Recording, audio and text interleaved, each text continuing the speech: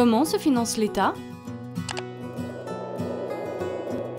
Dette, déficit, emprunt, obligation d'État sont des notions souvent utilisées mais peu expliquées.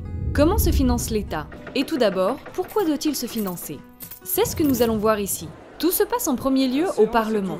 Chaque année, les députés et les sénateurs adoptent une loi de finances qui détermine notamment le budget prévisionnel de l'État pour l'année à venir, c'est-à-dire ses recettes et ses dépenses.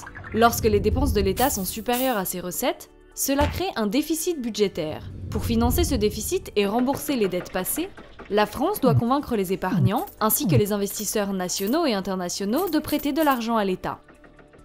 Comme tout emprunteur, l'État doit rembourser non seulement le montant emprunté, mais également des intérêts sur ce montant. Ces intérêts constituent la charge de la dette.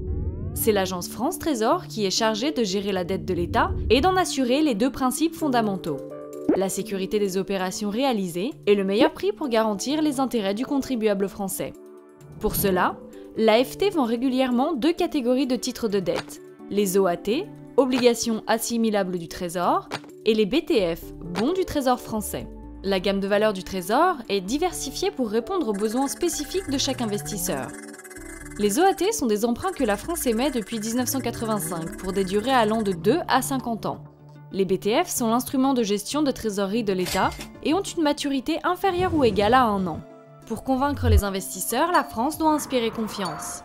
Certains d'entre eux se basent sur l'évaluation des agences de notation qui évaluent et analysent la capacité de l'État à rembourser ses dettes. Ces obligations se retrouvent ensuite dans des produits de placement et d'épargne proposés par les investisseurs pour les ménages tels que le livret A, l'assurance vie ou encore les fonds communs de placement. Les prix des obligations varient en fonction de l'offre et de la demande.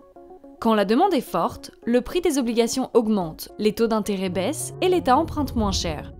Quand la demande est faible, c'est le contraire. Le prix des obligations baisse, les taux d'intérêt augmentent et l'État emprunte plus cher. C'est ainsi que se finance l'État. Découvrez les autres tutos de l'agence France Trésor sur notre site aft.gouv.fr.